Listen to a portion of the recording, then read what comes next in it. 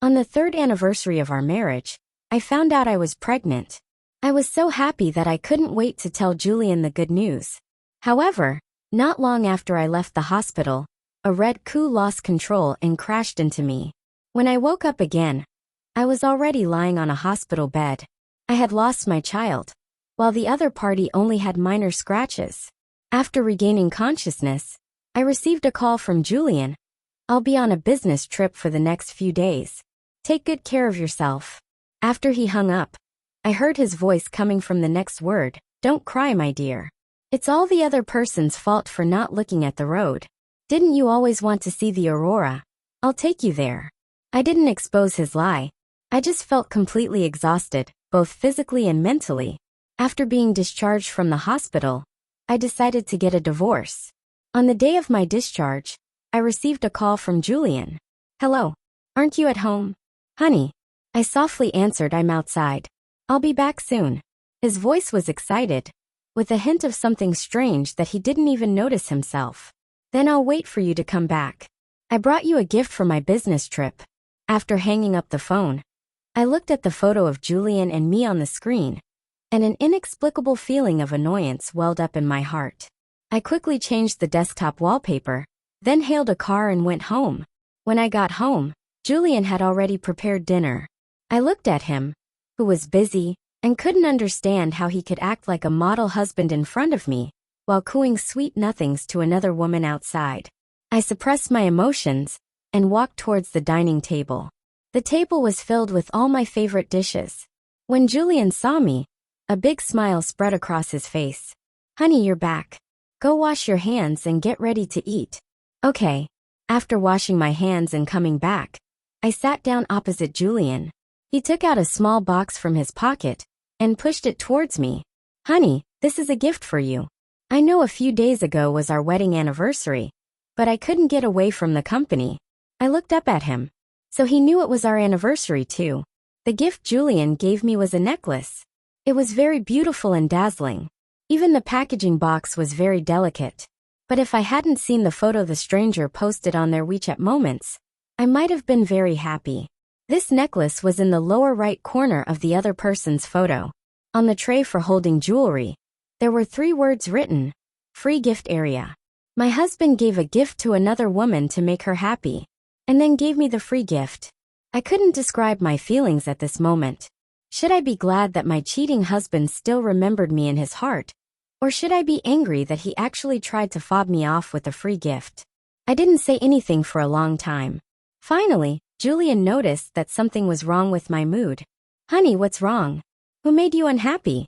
These words were like a tiny spark falling into the center of explosives. All my anger erupted completely at this moment. I stood up and flipped the table over. All the prepared food fell to the ground, and Julian's clothes were covered with greasy stains. He seemed shocked. He stared at me in a daze for a long time without saying a word. After coming to his senses, Julian shouted, "Evelyn, what are you going crazy for? Just because I didn't spend the anniversary with you, do you have to flip the table and smash the bowls? I've already said nice things to you and given you a gift. What else do you want? Either we can keep going, or we get divorced." I met his angry gaze and nodded with a smile. "Fine, then let's get a divorce." Julian was stunned. He didn't expect me to say the word divorce so easily. After all, he knew better than anyone how much I loved him before. "Crazy," Julian muttered under his breath, then turned around, picked up his phone and car keys, and slammed the door shut as he left. Julian didn't come back that night. I didn't know how we had come to this. We used to be so good. Julian and I were typical childhood sweethearts. We grew up together. I thought we would always be together. But in Julian's first year of high school, his father had an affair.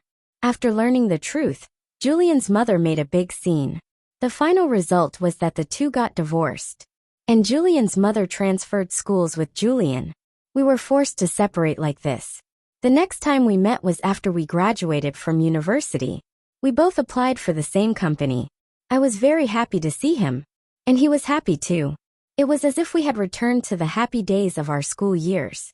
We both tacitly didn't ask each other about our lives in the past few years. I knew that not long after Julian left with his mother were married, and had a younger brother, who was 17 years younger than him. When we were kids, Julian once said that the happiest thing in his life was having a perfect family. But later, the family he was most proud of fell apart.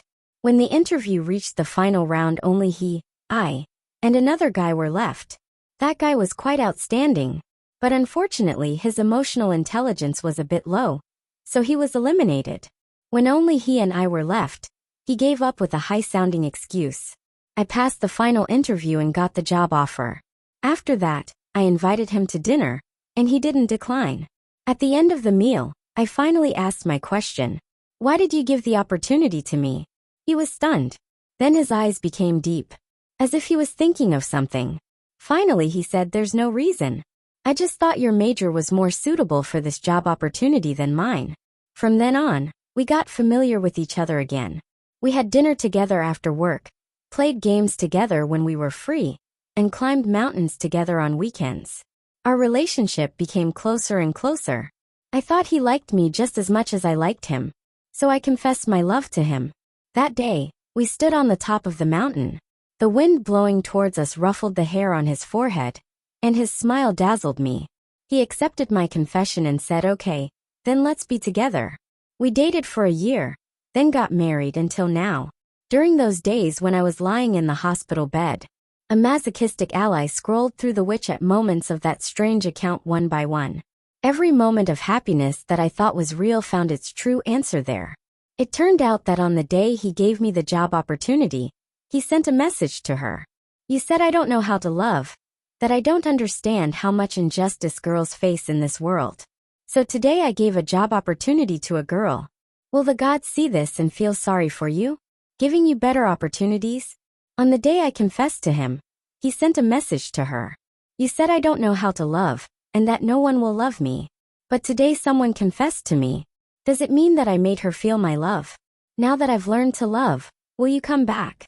On the day we got married, he also sent a message to her. "I'm getting married today, but the bride isn't you. Since it's not you, then it doesn't matter who it is. I really wish you could be by my side.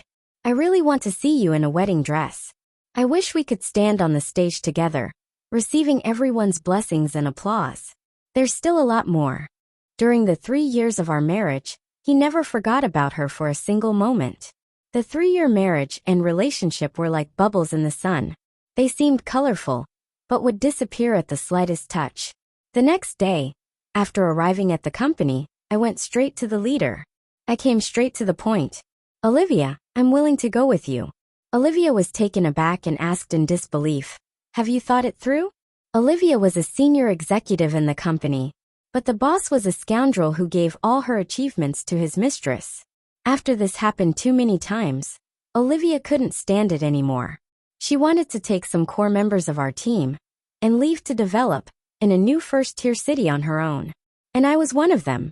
Previously, although I knew Olivia had good intentions for me, and the development in the new first-tier city was definitely better than my prospects in this company, the thought of separating from Julie and made me reluctant. Now it seems that men really do affect my speed of making money. I nodded emphatically. "Yeah, I'll go with you, sis. Weren't you reluctant to part with your husband? What happened that makes you willing to come with me now?" I smiled bitterly. "Yeah, he affects my money-making speed, so I'm planning to get a divorce." Hearing the first half of the sentence, Olivia nodded in agreement, but she was stunned after hearing the second half. Olivia was a smart person. She knew things were not simple, but she didn't ask further. "In 1 month, we'll leave in 1 month. Sort out your affairs within this month." I smiled and nodded in agreement. "Oh, by the way, you still have annual leave that you haven't taken. You can either take it or ask HR to convert it into cash. Fill out the application form and come to me for a signature. And then when you come back from your annual leave, I'll find a reason to fire you. Put on an act, and you can get a severance payment." Hearing this, great joy welled up in my eyes. I rushed forward and gave Olivia a bear hug. Indeed, when one is frustrated in love, it can be lucky at work. But this joy didn't last long, and was shattered by a phone call. A man who claimed to be a lawyer called me, saying that he would follow up on the car accident I had before. He was straightforward, saying that his client was willing to accept any compensation. I directly sent him my miscarriage diagnosis, various medical expenses, as well as written proofs of work loss expenses, nutrition expenses, etc. The lawyer was taken aback, not expecting me to be so well prepared. When I learned the truth in the hospital, I had already prepared for the divorce and the subsequent issues of this accident. Half an hour later, the lawyer replied that the compensation was acceptable, and his client requested a meeting. I informed Olivia and waited for them at the coffee shop downstairs of our company. When a man and a woman sat down opposite me, I could clearly see the woman's face. She smiled at me, reached out her hand and said, "Hello, I'm Ava. I'm really sorry that I didn't check the vehicle before driving. I didn't know there was a problem with the braking system. I'm very sorry for what you've been through. I'll agree to all your conditions and compensation, as long as they are within the scope of reasonableness and legality," she said. She was sorry, but the look in her eyes when she looked at me had no sign of apology at all. Instead, she seemed a bit proud. I knew she must also know my identity. A woman's intuition is just so wonderful and accurate. I smiled and shook her hand, introducing myself, Evelyn. Then the lawyer sat down and started talking a lot, citing various laws and regulations, speaking very convincingly. Finally, he mentioned a figure 118. 0 yuan. I nodded to show my acceptance. It was even a little more than what I had calculated. At this moment, I think a man can be dispensable, but money is essential. Ava transferred the money to me in front of me, and I signed the letter of understanding. This matter was completely settled. After the lawyer left, she looked at me. "Miss Evelyn, where are you going? Do you need me to give you a ride?" I declined. "Thank you. My company is right nearby." She turned her head to one side and said with a smile, "How about waiting? My boyfriend is coming. Let him treat us to a meal." Just as she finished speaking, I heard a familiar voice. "My dear, I'm here." Ava and I stood up at the same time and turned to look at the person coming. When Julian saw my face, his expression changed instantly. I believe at this moment, he should understand the truth of the matter. In the evening when Julian came back, I was cooking in the kitchen. He just stood at the kitchen door, looking at me without saying a word. I ignored his presence and only looked at him after bringing the last dish to the table. "Let's eat. We can talk after the meal." Julian walked to the table in silence, picked up his chopsticks, but didn't start eating for a long time. "Honey, I'm sorry." At first, I interrupted him mercilessly. Julian still didn't move. He put down his chopsticks and just stared at me quietly. I ate as if there was no one sitting opposite me. After I was full, I looked at the man opposite me. "Tut tut." I couldn't help clicking my tongue. "It seems you really did have enough to eat outside. You haven't touched a single bite of the food at home." Hearing this, Julian's face changed drastically. He quickly picked up his chopsticks to meat, but I stopped him. "Don't force it. If you can't eat, don't eat." "No, honey, listen to me. I have nothing to do with her." Before Julian could finish, I had already handed him the divorce agreement. Seeing the words divorce agreement, Julian swallowed his words. He looked at me in disbelief and stammered, "Honey, you want to divorce me?" I nodded. "Yes. Otherwise should I continue to pretend to be blind and watch you to be affectionate?" I didn't. "Honey, believe me, I have nothing to do with her now. You can't sentence me to death just based on your speculation." Julian was so anxious that his face turned red, as if he had really suffered a great deal of grievance and injustice. I sneered. "Nothing to do with her now. What about before, like yesterday? Or those days when you lied to me by pretending to be on a business trip to accompany her to see the aurora? You know everything?" Julian looked at me in shock. "How could you know? Did she tell you?" "Impossible, she wouldn't say that." Even now, Julian was still trying to deceive me, thinking that as long as I didn't know, he could act as if nothing had happened. For the first time, I felt that my taste in men was so poor. How could I have fallen in love with such a hypocritical guy? When you were in the ward with her, I was in the next door ward. When you called her darling and coaxed her not to cry, I had just finished answering your call. When you said it was all my fault for not looking at the road, the anesthetic in my body hadn't worn off yet. During those days when you were accompanying her to see the aurora abroad, I could hardly even get out of bed and walk. So tell me what should I keep you in this marriage for? Stop talking. Julian suddenly stood up, covered his ears, and stepped back repeatedly. This can't be true. How could this happen? How could the person she had be you? Julian seemed unable to accept this fact. He looked a bit crazy. Honey, I was wrong. Please give me another chance. I really know I was wrong. Let's not get a divorce, okay? Julian suddenly rushed in front of me and knelt down, slapping himself while talking. Honey, if you're angry, you can hit me or scold me. Just don't mention divorce, okay? I can't live without you. I frowned, looking at him kneeling on the ground, without the slightest waver in my heart. Suddenly I remembered the last time he knelt before me was when he knelt on one knee to put a ring on me at our wedding. At that time, I was receiving the blessings and applause of everyone, completely immersed in my own world. Had I overlooked the reluctant and disappointed look in his eyes? Thinking of this, I raised my leg and kicked him over. I stood up and looked down at him. Julian, don't make me look down on you. If you're still a man, sign the papers. Let's part amicably, and not make it too ugly.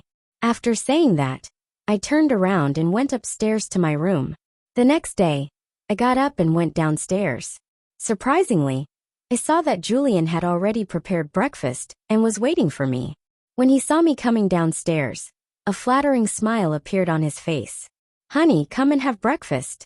I sat down at the dining table, propped my chin with my hands, and looked at him. Julian, do you cook every time you feel guilty after making a mistake? Julian's body stiffened, and he looked at me at a loss. I continued on my own. As far as I can remember, you rarely cook. In the 3 years of our marriage, I can count on one hand the number of times you've been in the kitchen.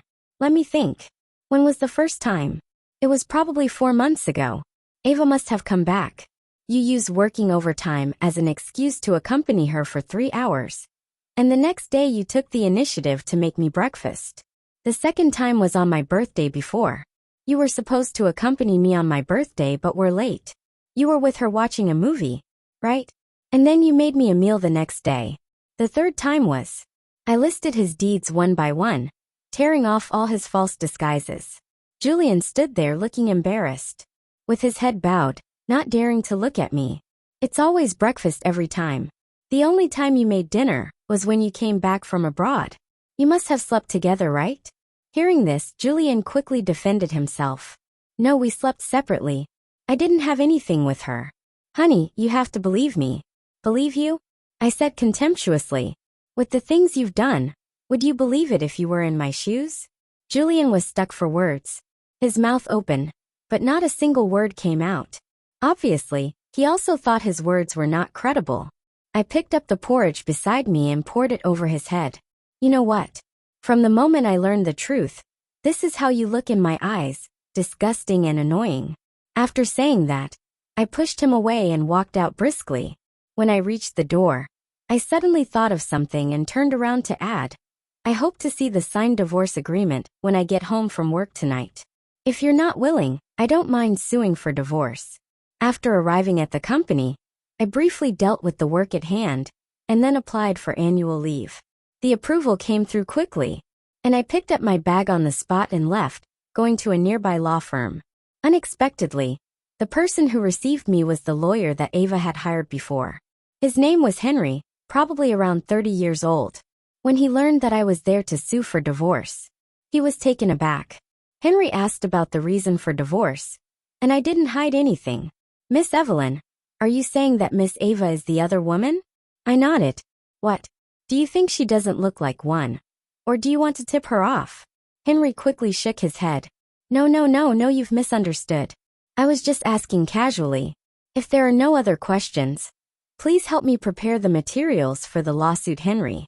After signing the contract, just as I was about to leave, I received a message from Ava. Bitch, what did you do? Why isn't Brother Julian talking to me? Bitch, did you touch Brother Julian's phone and delete me as a friend and block me? Evelyn, I'm telling you, I don't care about your little tricks. The one who isn't loved is the mistress. Just wait to be kicked out by Brother Julian. She sent a lot of abusive messages. And at the same time, she sent a lot of things about her and Julian, trying to break me down. I handed the phone to Henry, and he was stunned when he saw it. Skillfully, he took out his own phone and started recording to preserve the evidence. After leaving the law firm, I went to the mall to buy some things I would need later, and also got a manicure and a full-body spa. After all, based on my understanding of Julian, he would surely pester me relentlessly. So I had to get enough rest and energy for this tough battle. When I got home, I found that my parents and Julian's mother had all come. As soon as the three elders saw me, they stood up simultaneously and walked towards me. Julian's mother came forward, affectionately taking my hand and calling me her beautiful daughter-in-law. My parents also had big smiles on their faces, saying that I had worked hard at work and asking me to sit down and rest quickly.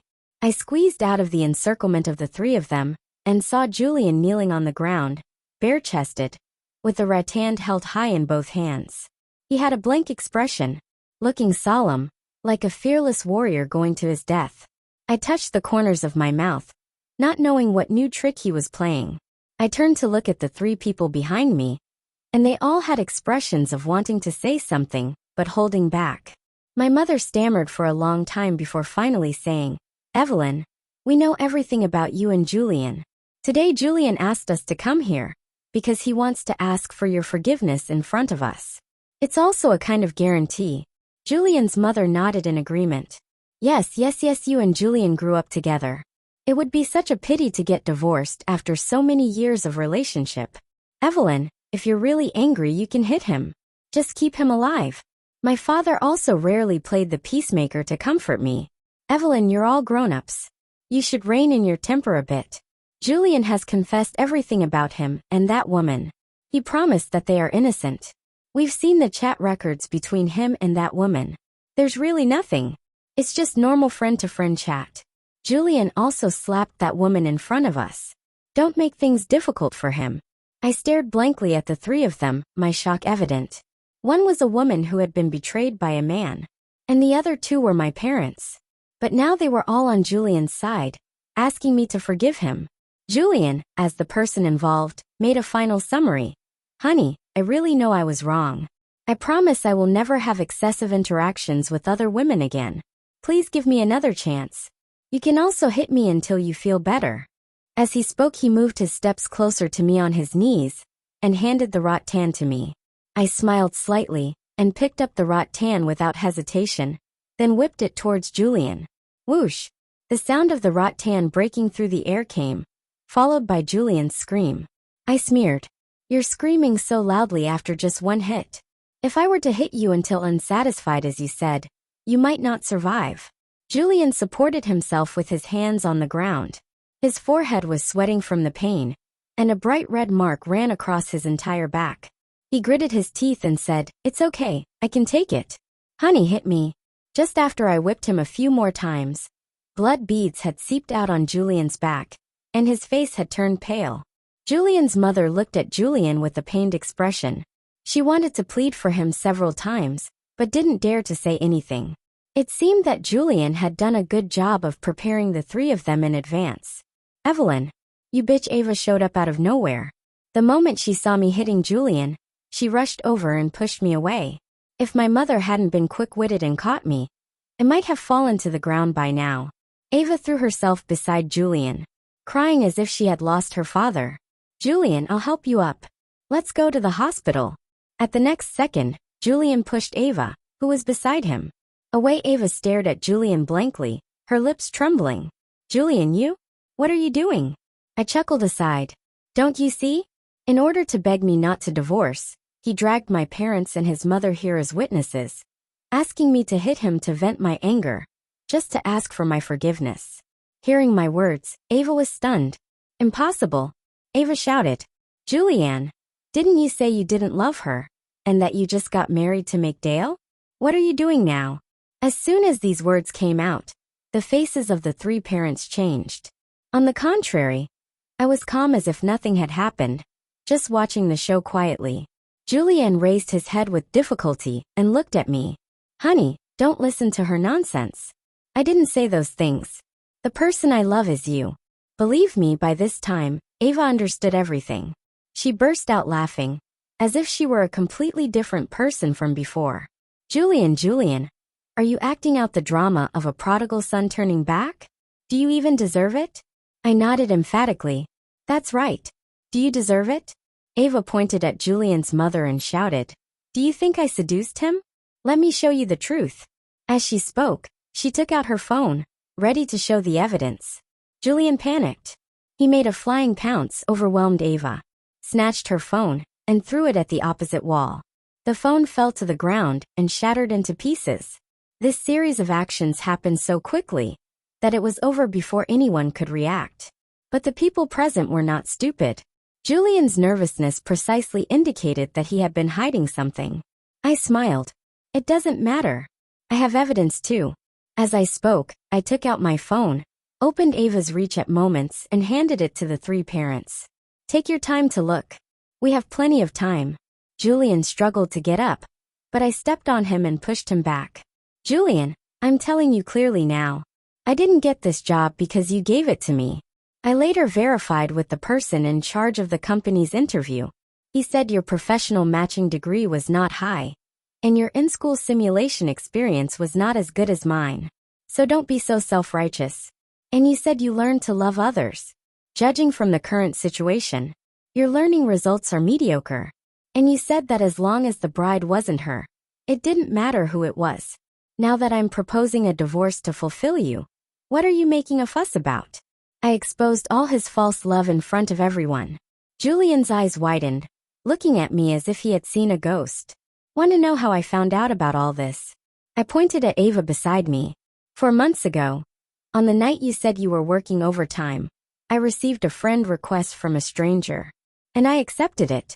She posted all the stories between you two on her WeChat moments. It should have been visible only to me.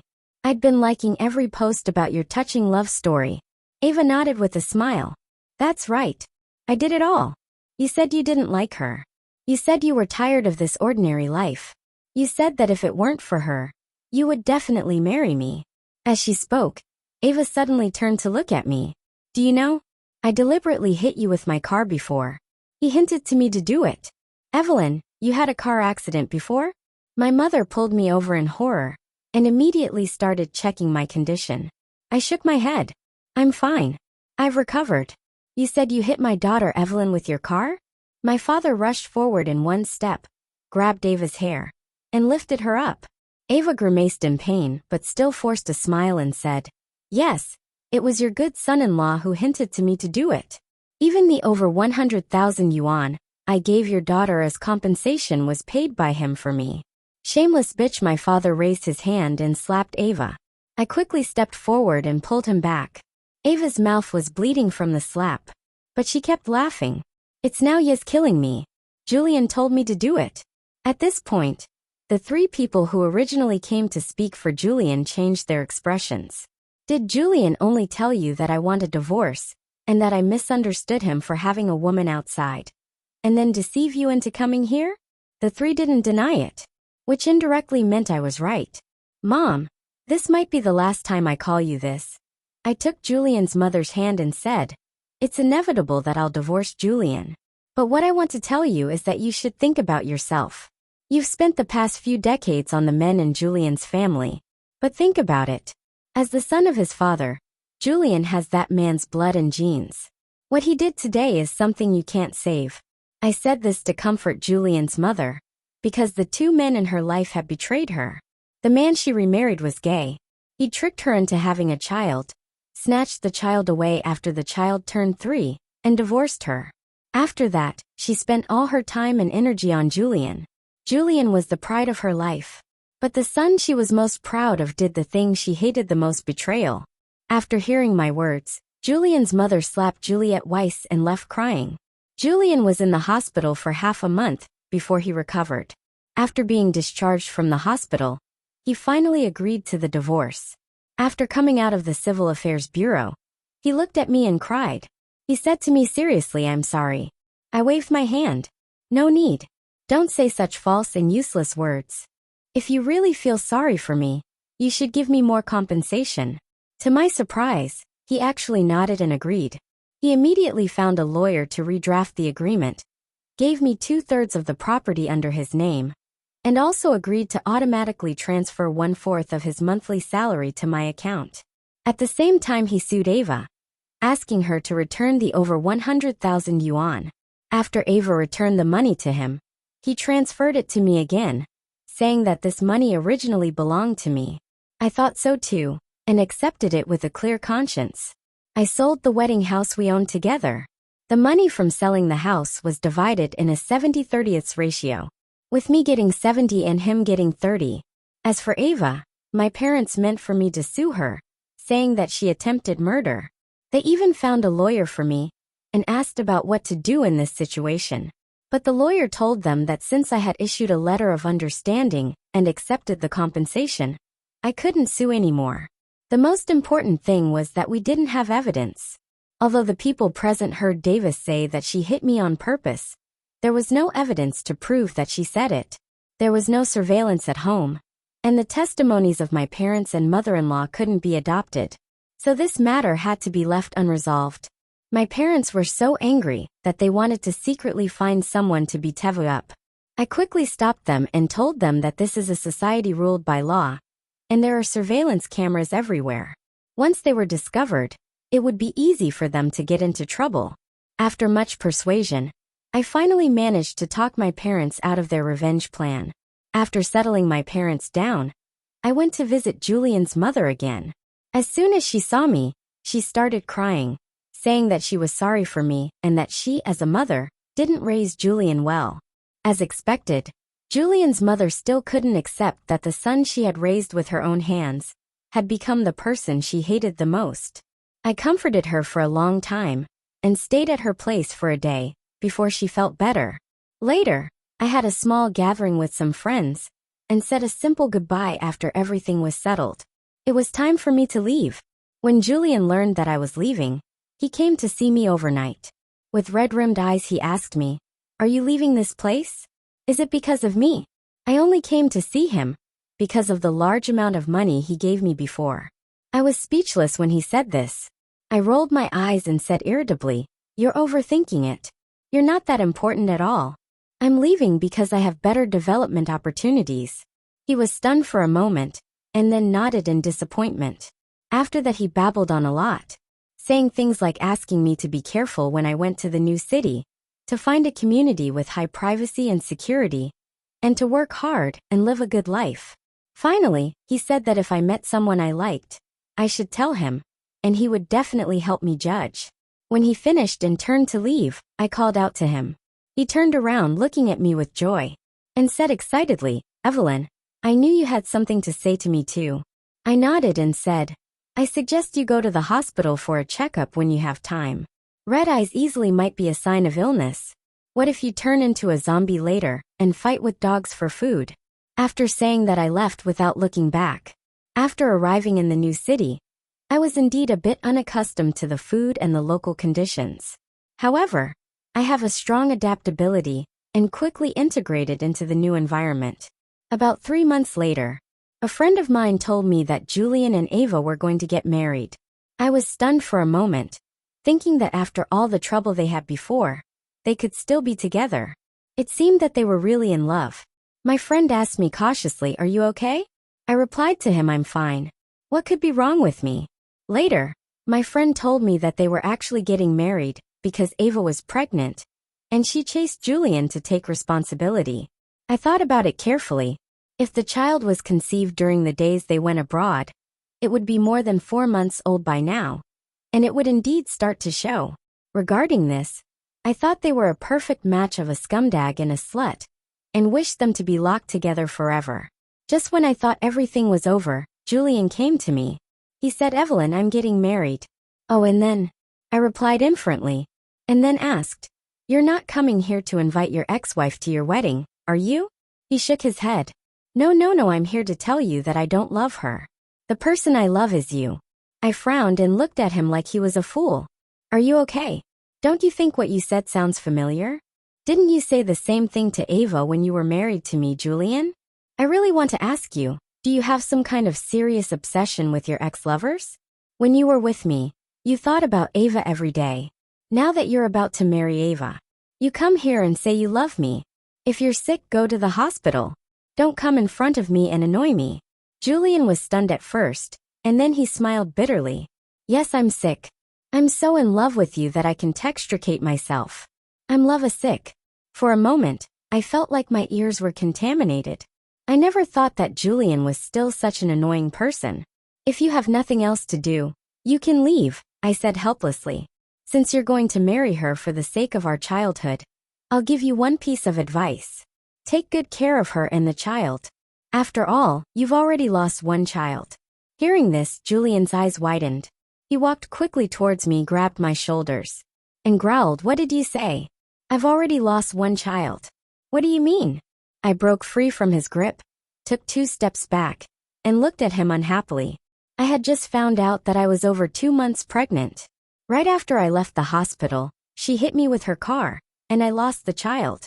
I was in the hospital for almost half a month. After that, she came to me for compensation, and I gave her all the hospital expense receipts.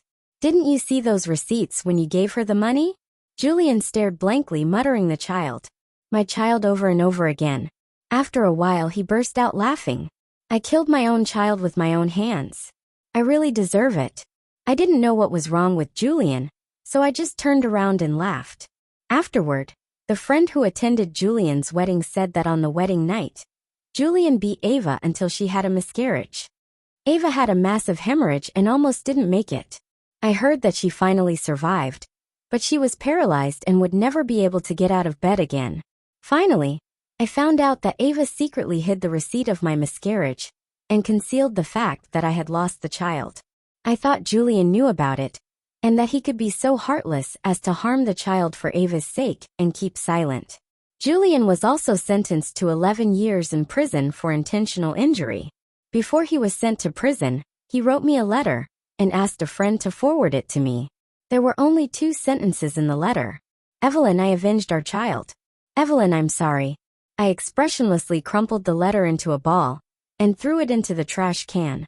The first thought that came to my mind when I saw the content of the letter was, this crazy person really knows how to make excuses for himself. Later, I watched as the cleaning egg collected all the things in the trash can next to me. Just like my messy relationship over the years, it was all taken away and destroyed together like this garbage. I turned my head to look out of the window. The sun was shining brightly, and it was a good day for working people. Evelyn, come to a meeting. Hearing Olivia's call, I stood up and replied, okay, I'll be right there. On a certain day 5 years and 6 months after I was imprisoned, Evelyn got married. This news was told to me by a brother who still regarded me as a friend. I wasn't surprised at all that Evelyn remarried. She was so outstanding, and there must be many people who admired her. I just wondered who the person she married was, whether he was handsome, whether he could make money, and whether he treated her well. I had so many questions and really wanted to see this man with my own eyes. The man who had won Evelyn's favor and made me envious, jealous, and hateful. The friend who came to visit me seemed to see what was on my mind. He took the initiative to tell me about this man. The man was 3 years younger than Evelyn, a younger guy. But he was very calm and sophisticated. He was the son of a director of one of their new company's partners. It was the man who took the initiative to pursue Evelyn. After quoting her for almost half a year, Evelyn finally agreed to him. The two dated for over a year before they decided to get married. Hearing my friend's description of him, I knew that the guy was an outstanding person. I was happy about this. But at the same time, I felt a bit lost. In that moment, I didn't know how to describe my inner feelings. It was as if there was a precious treasure that belonged to me, but I didn't have the ability to protect it well. I could only watch it leave, and choose someone better, who could protect it. I told my friend about my ridiculous thoughts. My friend looked at me in surprise, and asked me why I thought like this. He said that in his eyes, Evelyn was never any so-called precious treasure. Instead, she was a capable and intelligent woman who could protect herself and others. He shook his head helplessly, and said something that enlightened me. It seems that you've never regarded Evelyn as your equal, so you ended up losing her. After saying this, he said goodbye and left. He was also going to leave this city to pursue his own happiness. I watched his departing figure, and a huge sense of panic enveloped me. So this was the kind of person I was. It felt like I was seeing myself clearly for the first time, real and ugly. I recalled the time I spent with Evelyn when we were kids, as well as all the days after we reunited when we grew up, and finally looked at my current situation. Suddenly, I understood what Evelyn meant by bringing trouble on oneself. I seemed to have been acting on the chance that even if I made mistakes, as long as she didn't find out, it would be okay. Or even if she knew, given how much she loved me and seemed unable to leave me, the consequences wouldn't be too serious. I overestimated myself and underestimated her bottom line. I softly replied, "I'm outside. I'll be back soon." On that day, I wrote 2 letters. One was to my mother. In this life, I feel ashamed towards my mother and won't be able to fulfill my filial duties. The other was to Evelyn. I didn't know what to write, so I just sent my final blessings. I lay on the bed in the cell, looking at the small patch of sky outside the window, and slowly closed my eyes. In this life, all I can say to her is sorry. Maybe in the next life, I'll love her wholeheartedly with my entire life.